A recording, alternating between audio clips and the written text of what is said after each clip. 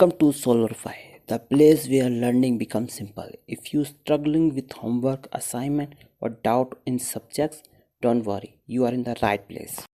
So here we have the x position with respect to time. This is equaling negative 15.0 plus 2.00t plus 4.00t cubed. And we can say that the derivative, the first derivative, with respect to time would be equaling 2.00 plus 12.0t squared.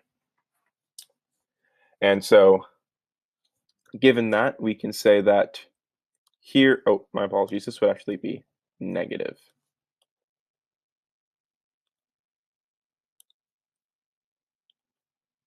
My apologies.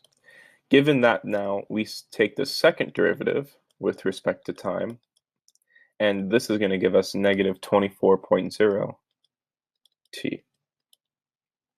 And we can say that y of t, so now we have the y position, this is 25.0 plus 7.00 t minus 9.00 t squared, and we can then say that the derivative of y with respect to time, this would be giving us 7.00 minus 18.0 t, and then the second derivative of y with respect to t would be equaling simply negative 18.0.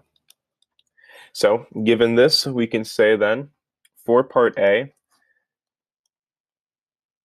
the acceleration vector, which would simply be the second derivative of the x and the y, this would simply be negative 24.0 t I hat plus negative 18.0 j hat. And then at t, now we have t equaling 0.700 seconds.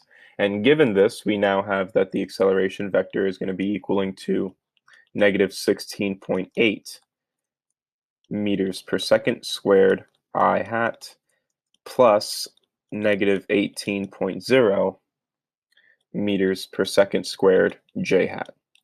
And so the magnitude would be equaling the square root of negative 16.8 quantity squared plus negative 18.0 quantity squared, and this is giving us 24.6 meters per second squared. That would be our answer for the magnitude of the acceleration. And so for finally, we can find the magnitude of the force. This would be equal to the mass multiplied by the acceleration. And so this would be equaling 0.34 kilograms multiplied by 24.6 meters per second squared, giving us a force equaling 8.37 newtons.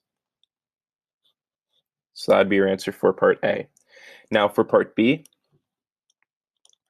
we know that the angle that the force makes with the positive x-axis, theta, would be equaling to arctan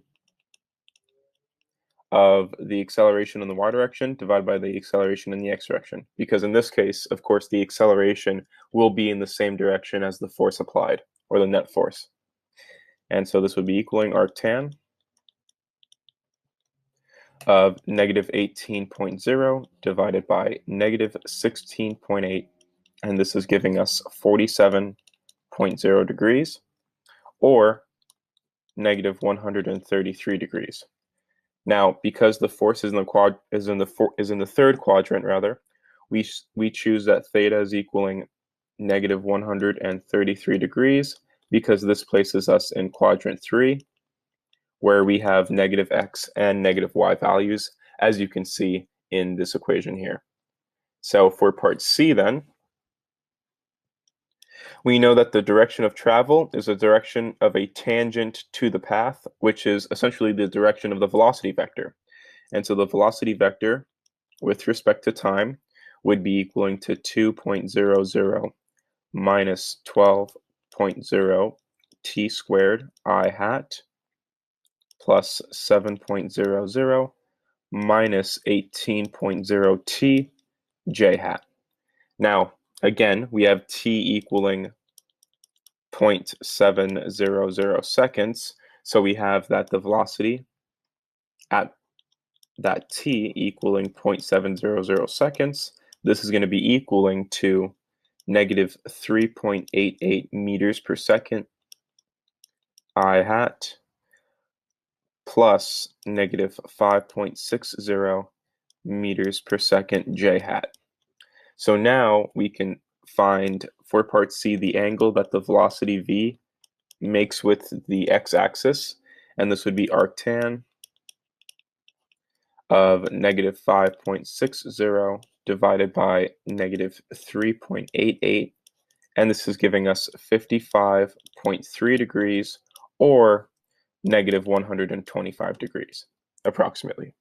And so we know that the velocity vector is in the third quadrant because we have a negative x and negative y component, and so this is giving us negative 125 degrees. This would be our final answer for part C. That is the end of the solution. Thank you for watching.